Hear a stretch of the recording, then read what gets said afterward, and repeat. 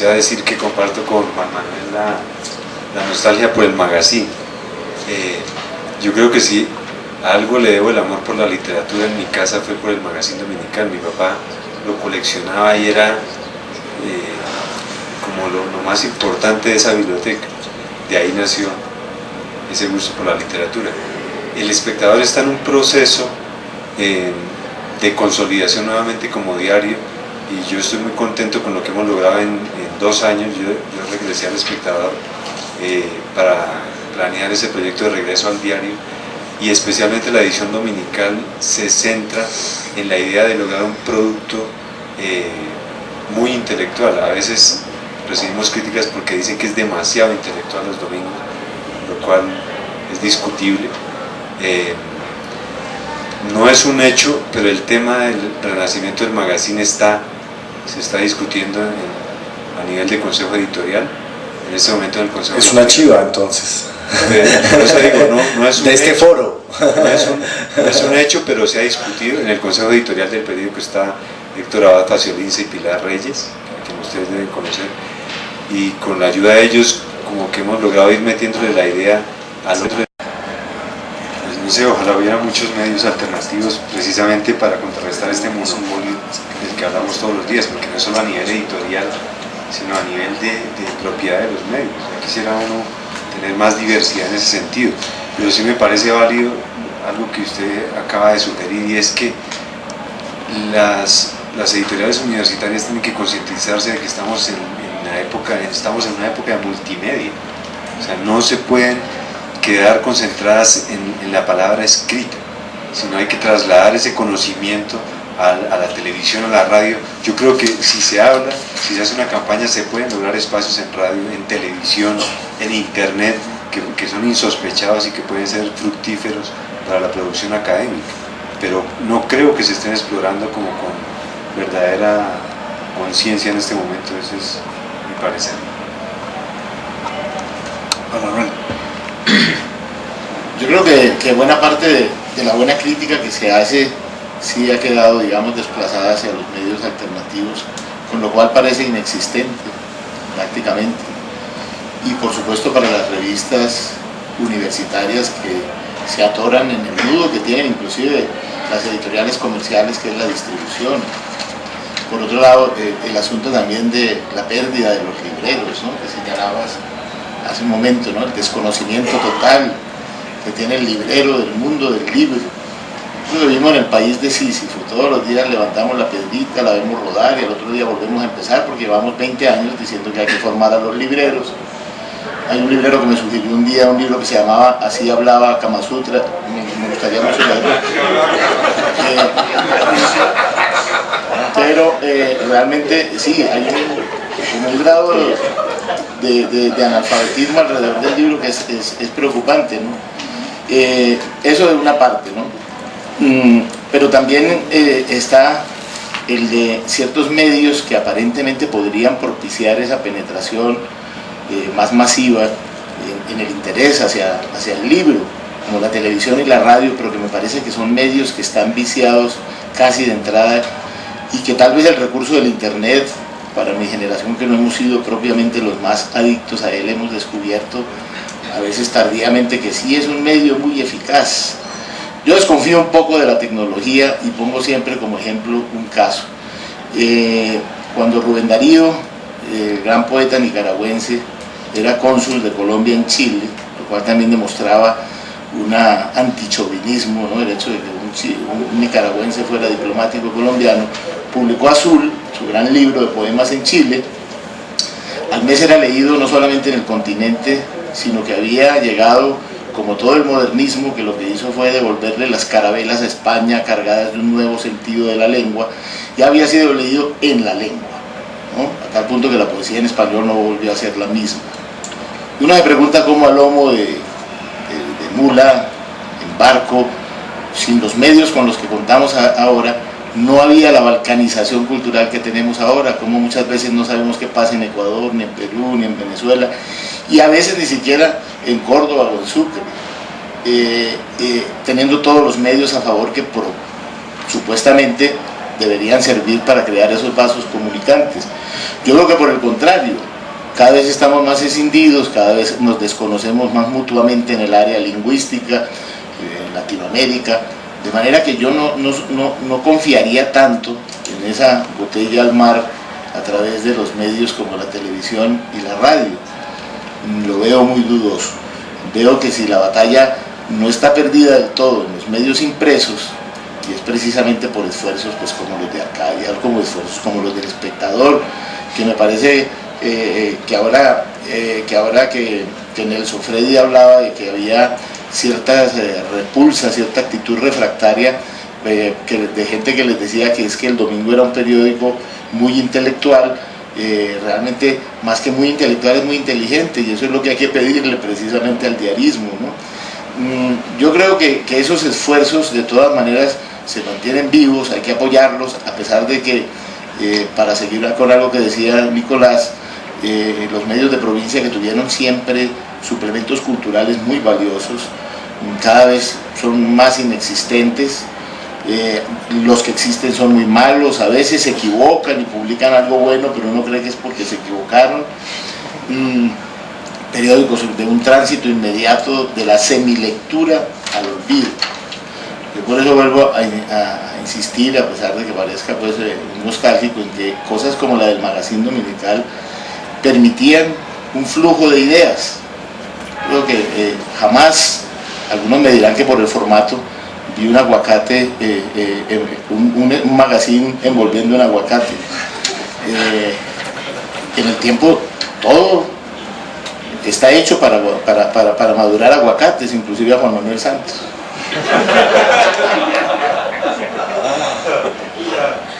¿Cuál es su opinión, Nicolás, sobre...? No, en los alternativos hay mucha cosa chévere. A mí me gusta, evidentemente, en el espectro electromagnético, en radio universitaria hay un par de programas sobre libros que nos interesan, que son interesantes, sobre todo la Universidad Nacional de Colombia, que todavía cree que ahí puede haber, en Antioquia, en la Universidad de Antioquia también hay como cosas.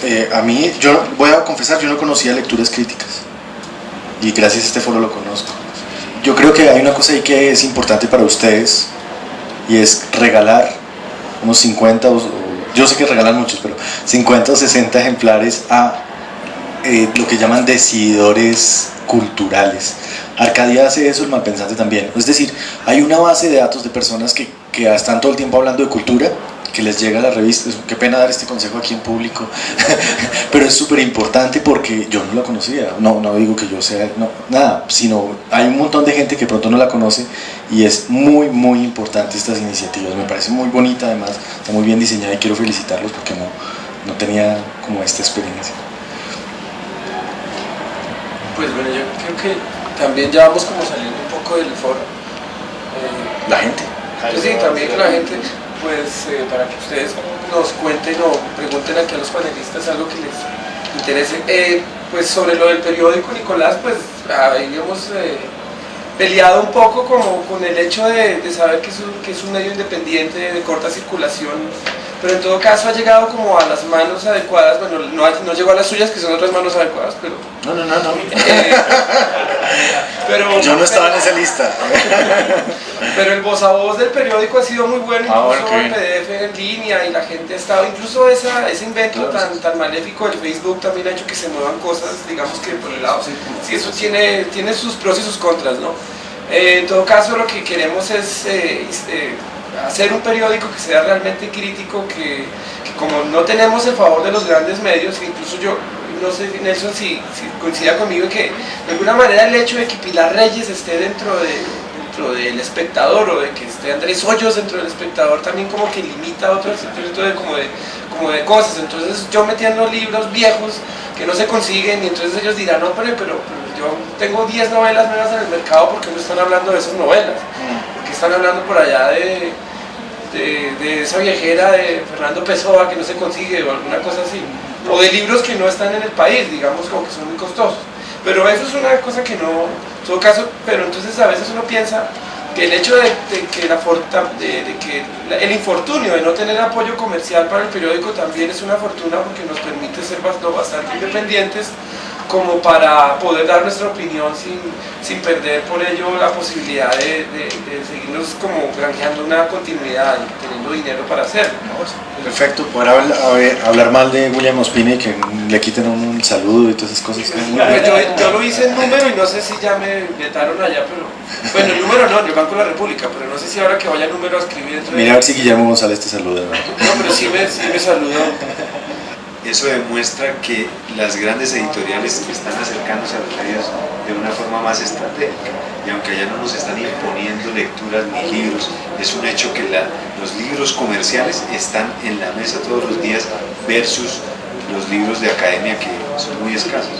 Entonces hay que buscar un están, pero están guardados para que nadie los vea. Yo no sé, pero ahora, antes de pasarle la palabra al público, yo no sé, yo recibí un chisme hace mucho, ahora que hablaban de lo del premio que le dieron a Mauricio Vargas, y me decían que un premio, a Mario Mendoza le habían dado un premio porque tenían embodegado un libro de él, creo que Scorpio City, que no se vendió. Entonces dije, ¿pero qué hacemos con toda esa cantidad de libros? Bueno, démosle un premio. Entonces después todos esos libros salieron y la gente los compró. Bueno. Bueno, primero tengo que hacer esta intervención viene con una aclaración sobre el boletín cultural y bibliográfico.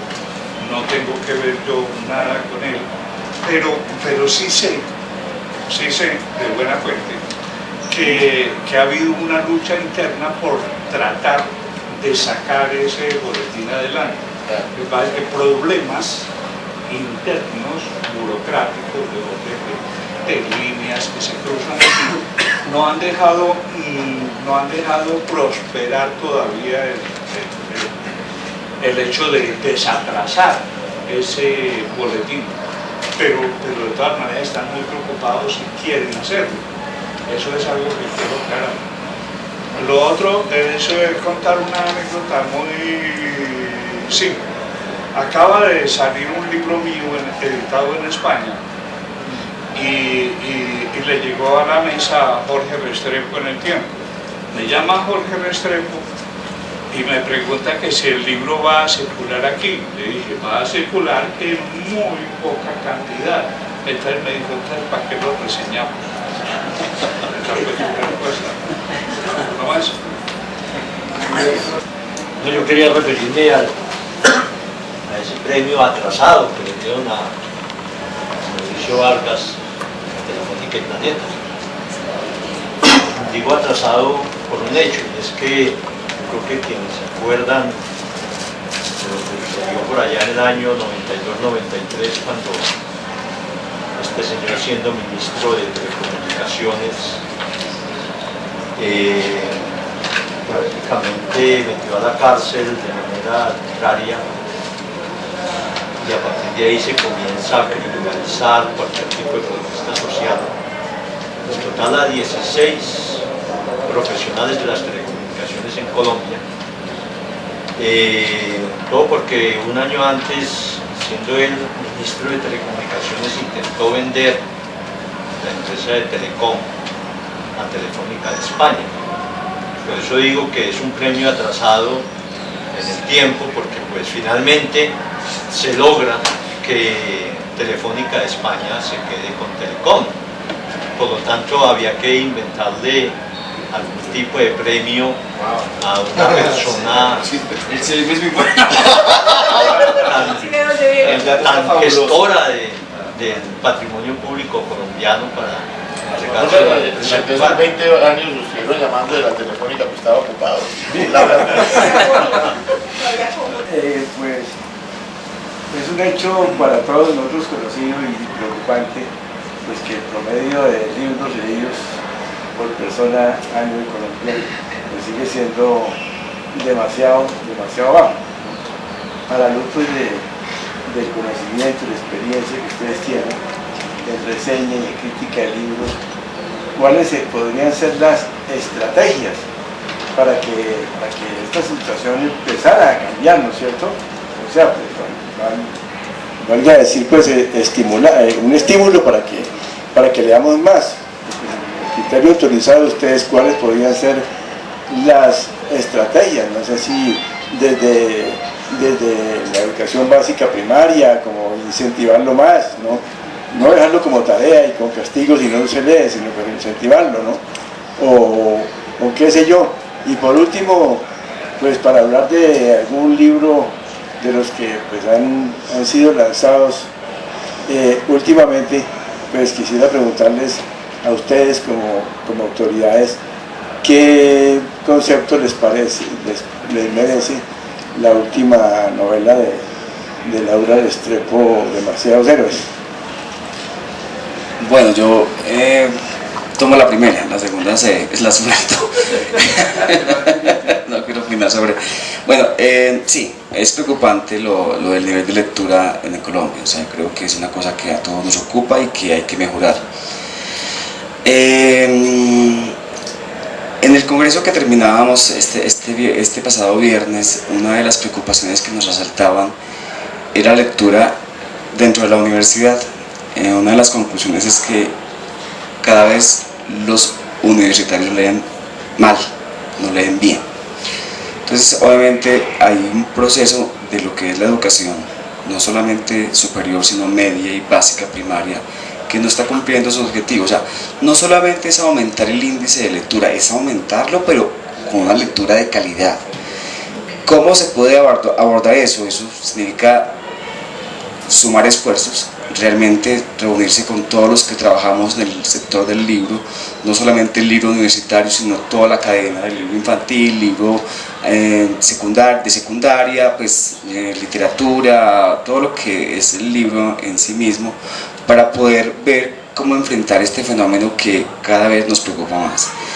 Que un profesor, y eso lo puedo decir tranquilamente, un profesor universitario llame a sus alumnos a un libro y les diga tranquilamente, se lee en el primer capítulo de la página tal a tal, o sea, el libro quedó reducido a la nada.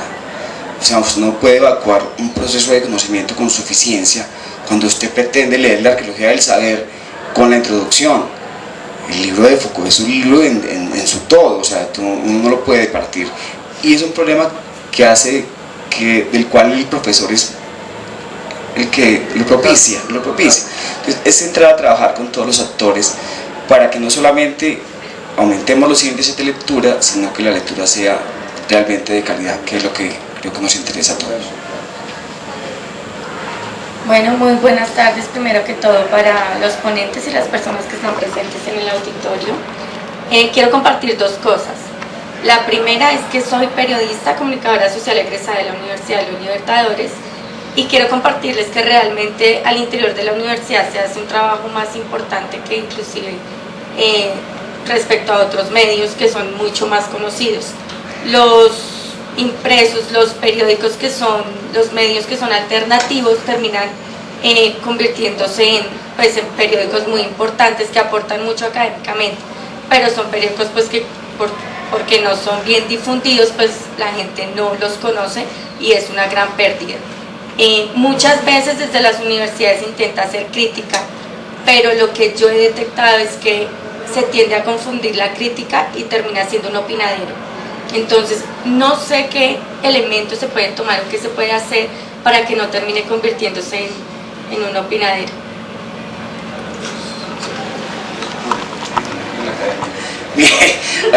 Una cosa pequeñita, la universidad tiene una de sus funciones es la crítica, o sea, no es posible pensar la universidad sin crítica. Que sea opinadero, eso ya es otra cosa que tiene que ver con formaciones que es muy largo de tomar, pero la crítica es inherente, no puede sacarse de la universidad.